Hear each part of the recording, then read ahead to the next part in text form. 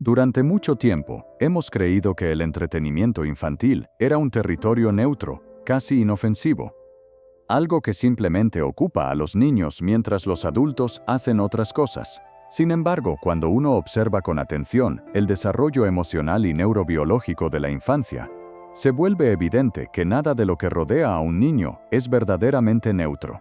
Cada estímulo, cada ritmo, cada historia repetida día tras día deja una huella. Y algunas de esas huellas, aunque invisibles al principio, terminan modelando profundamente la forma en que un niño siente, regula sus emociones y se vincula con el mundo. El cerebro infantil no es una versión pequeña del cerebro adulto, es un órgano en plena construcción, extremadamente sensible a los patrones de estimulación que recibe. Entre los primeros años de vida y el inicio de la adolescencia, se están formando las conexiones neuronales que sostendrán la atención, la tolerancia a la frustración, la capacidad de espera, la regulación emocional y el modo en que el niño interpretará la realidad. En ese contexto, el contenido audiovisual no es solo entretenimiento, es una experiencia repetitiva que actúa directamente sobre el sistema nervioso. Cuando un niño se expone de manera frecuente a narraciones aceleradas, saturadas de estímulos visuales y auditivos, su cerebro aprende algo muy concreto, que la calma es un estado incómodo, que el silencio es un vacío peligroso, y que la atención solo puede mantenerse si hay cambios constantes, ruido, movimiento y sobresaltos. Esto no ocurre de un día para otro, ni genera un efecto espectacular inmediato, ocurre lentamente, como ocurre todo lo que verdaderamente transforma la estructura psíquica, por acumulación. Uno de los errores más frecuentes es pensar que el problema de ciertas caricaturas es el mal ejemplo moral, como si se tratara únicamente de conductas que los niños podrían imitar. En realidad, el impacto más profundo no está en lo que el personaje hace, sino en cómo se construye la experiencia emocional del espectador infantil. El ritmo, la ausencia de pausas, la intensidad constante, la repetición de conflictos sin resolución simbólica, todo eso va enseñando al sistema nervioso infantil una forma particular de estar en el mundo. Tomemos como ejemplo Masha y el oso. A simple vista, no parece una caricatura violenta ni explícitamente negativa. Sin embargo, cuando se observa desde una mirada neuroafectiva, aparece algo importante: la hiperactividad permanente del personaje principal, la ausencia casi total de momentos de quietud emocional, y una dinámica relacional donde el límite adulto es desbordado una y otra vez sin consecuencias reales. El niño que mira aprende, sin que nadie se lo diga, que el vínculo se sostiene en la excitación constante, que la transgresión es graciosa y que la calma no tiene lugar. Esto no significa que un niño que vea esa caricatura se volverá inevitablemente desobediente o hiperactivo. El cerebro no funciona de manera tan mecánica. Lo que sucede es más sutil. Se va configurando un umbral de activación cada vez más alto. Para que algo resulte interesante, debe ser intenso. Para que algo capture la atención, debe ser ruidoso. Para que una relación sea significativa, debe estar cargada de agitación. Algo similar ocurre con producciones como Cocomelon, donde los cambios de escena son extremadamente rápidos, los colores saturados, la música constante y la estimulación casi ininterrumpida. El cerebro infantil, al recibir este tipo de contenido de forma reiterada, se acostumbra a una descarga artificial de dopamina que no requiere esfuerzo, espera ni elaboración interna. El problema no es la dopamina en sí, sino la forma en que se aprende a obtenerla, de manera inmediata, pasiva y externa. Cuando luego ese mismo niño se enfrenta a actividades que requieren otro tipo de funcionamiento cerebral, escuchar un cuento, jugar solo, dibujar, leer, prestar atención en clase, incluso dormir, aparece el malestar. No porque esas actividades sean malas, sino porque su sistema nervioso ha sido entrenado para otro ritmo.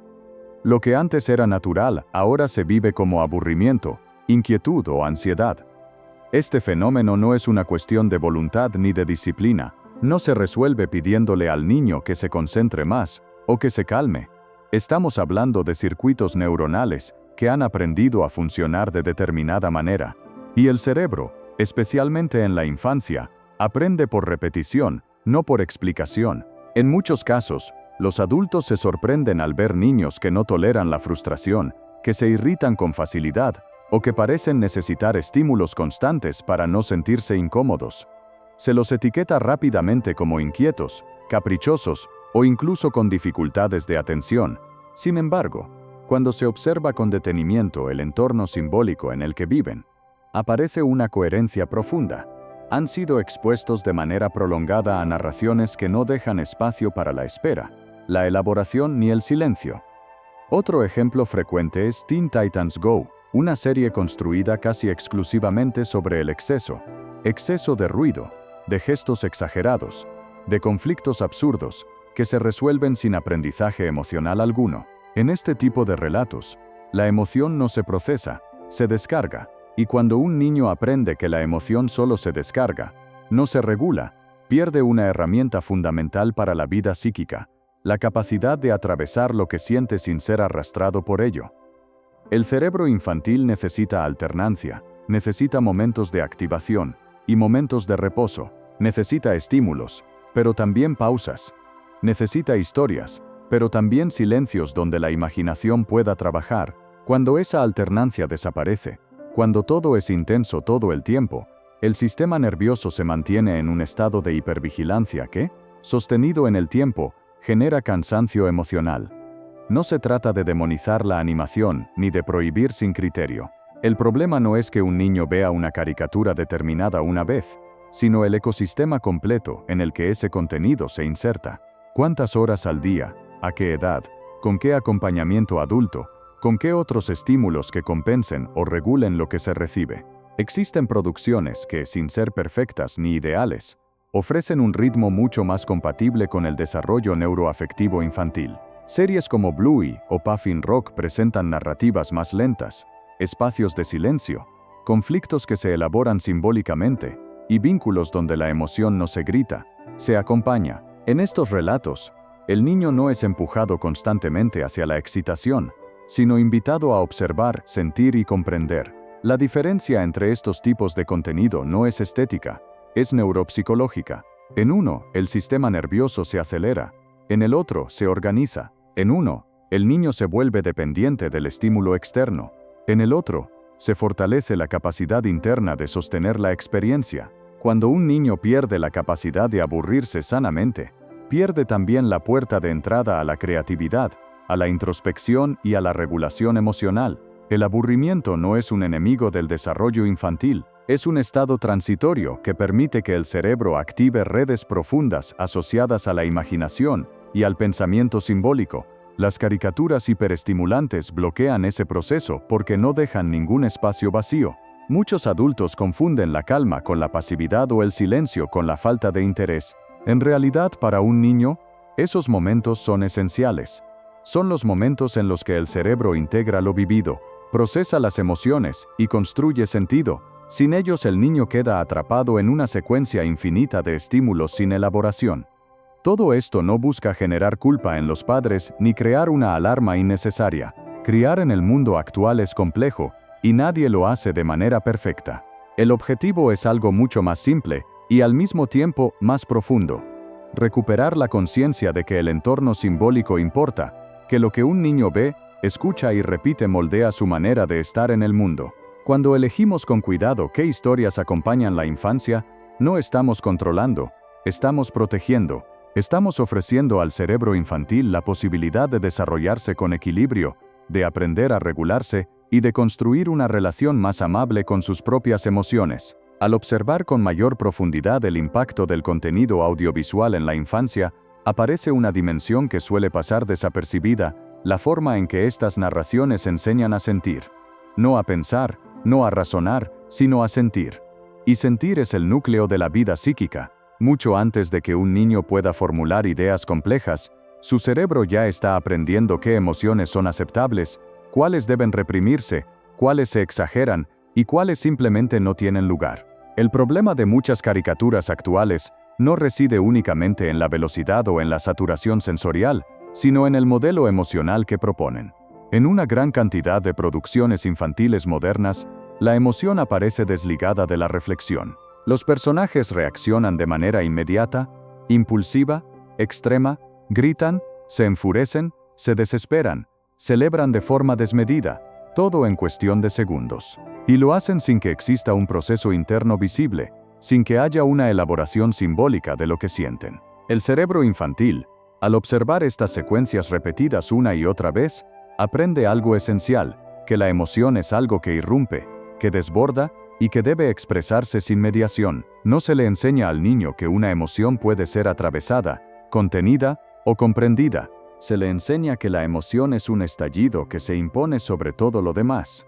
Desde la neurociencia afectiva, sabemos que la capacidad de regulación emocional se construye en la interacción entre el sistema límbico, donde nacen las emociones, y las áreas corticales encargadas de darles sentido, ponerles palabras y modularlas. Para que esta integración ocurra, el niño necesita modelos.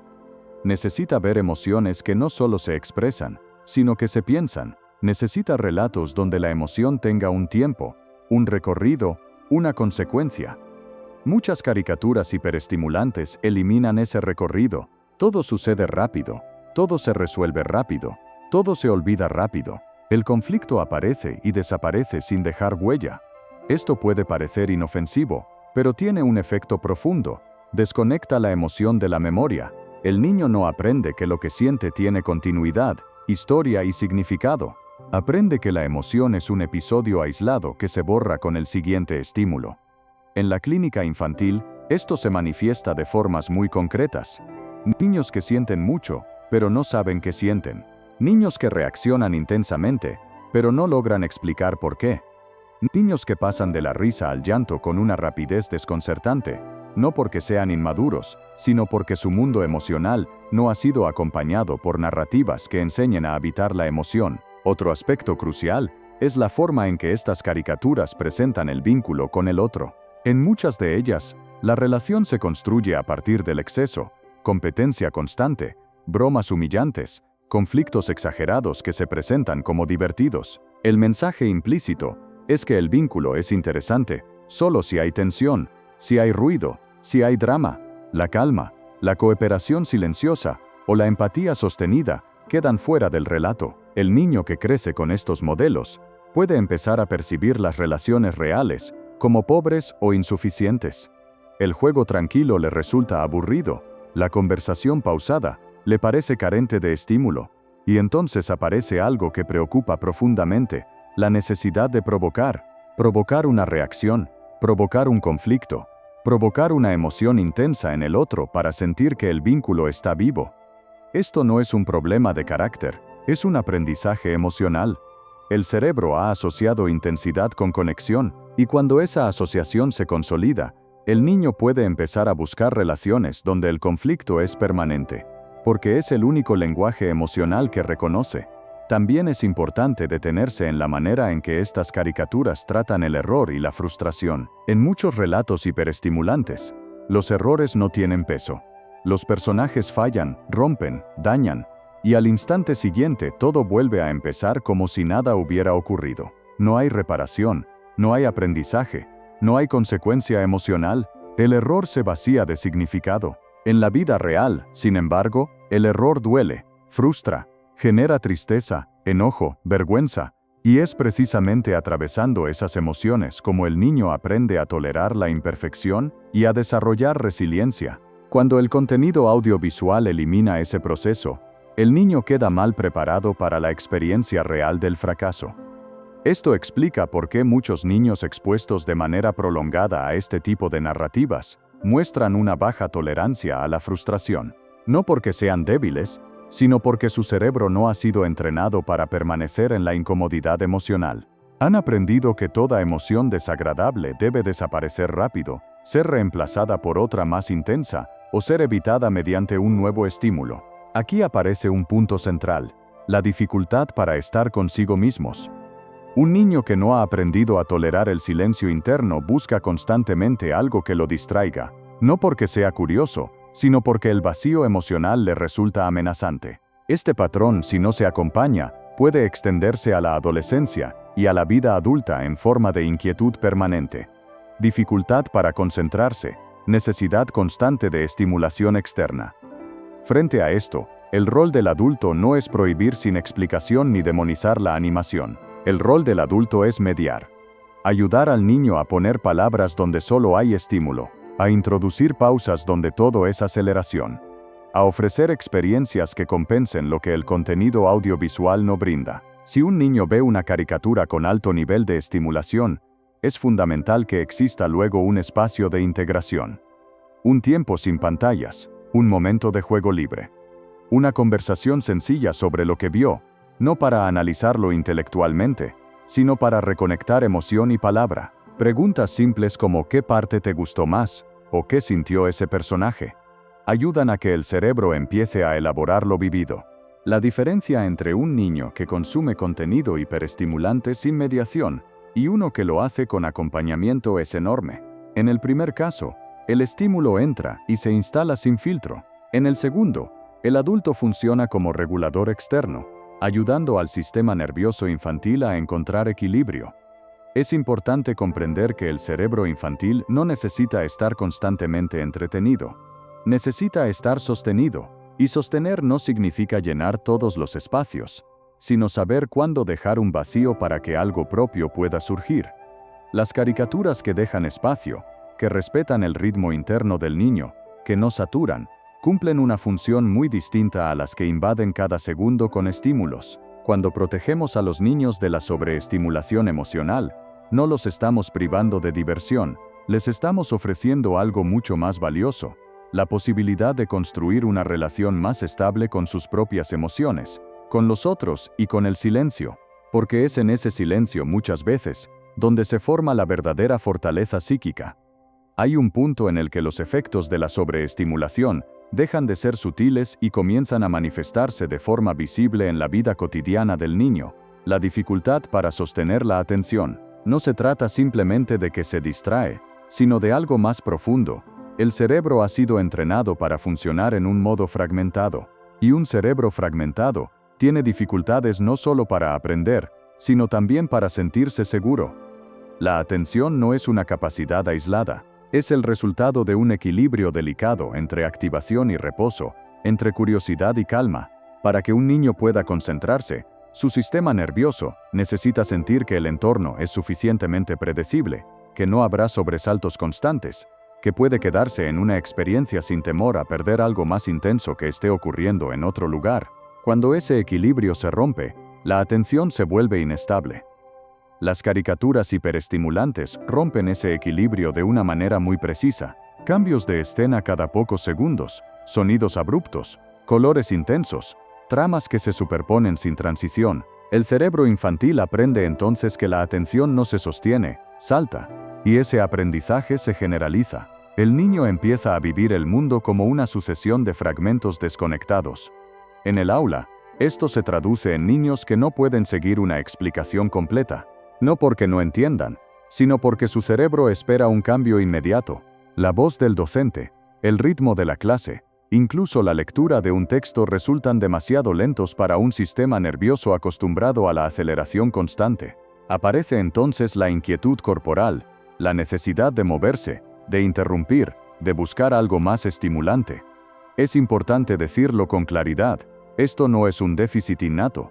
No es que estos niños hayan nacido con menos capacidad de atención, es una capacidad que no ha sido suficientemente entrenada, porque el entorno simbólico ha privilegiado la velocidad sobre la profundidad. La atención, como la regulación emocional, se desarrolla por práctica, y no se practica aquello que no se necesita. Otro fenómeno que emerge con fuerza es la dificultad para tolerar tareas que requieren esfuerzo sostenido. Leer un libro, resolver un problema, construir algo paso a paso. Estas actividades activan circuitos neuronales que necesitan tiempo para generar recompensa, no ofrecen gratificación inmediata, y cuando el cerebro ha aprendido a recibir placer sin espera, estas tareas se viven como una carga. Aquí aparece un riesgo importante. El niño puede empezar a evitar todo aquello que no ofrece estimulación inmediata, no porque no sea capaz, sino porque su sistema nervioso lo percibe como excesivamente demandante. Con el tiempo esto puede limitar su curiosidad, su creatividad y su disposición a enfrentar desafíos. Hay un elemento que suele preocupar mucho a los adultos: el aburrimiento. Muchos padres temen que sus hijos se aburran y buscan constantemente ofrecer estímulos para evitarlo. Sin embargo, el aburrimiento no es un enemigo del desarrollo infantil, es un estado transitorio que permite que el cerebro active redes profundas asociadas a la imaginación, la introspección y la elaboración simbólica. Cuando un niño se aburre y no recibe inmediatamente un estímulo externo, algo interesante ocurre. Al principio aparece la incomodidad, luego, si el entorno es suficientemente seguro, surge la creatividad, el niño inventa juegos, historias, mundos.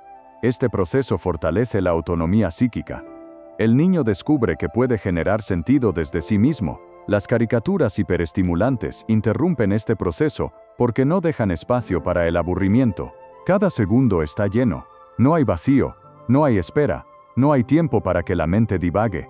El resultado es un niño que depende cada vez más del estímulo externo para sentirse vivo. En la clínica, esto se observa en niños que dicen, me aburro, apenas cesa la estimulación. No es un aburrimiento creativo, es un vacío angustiante. Y ese vacío, cuando no se acompaña, puede convertirse en ansiedad. El niño no sabe qué hacer consigo mismo cuando no hay algo que lo excite desde afuera. Este patrón también afecta el sueño. Un sistema nervioso que ha pasado horas en estado de activación constante tiene dificultades para apagarse.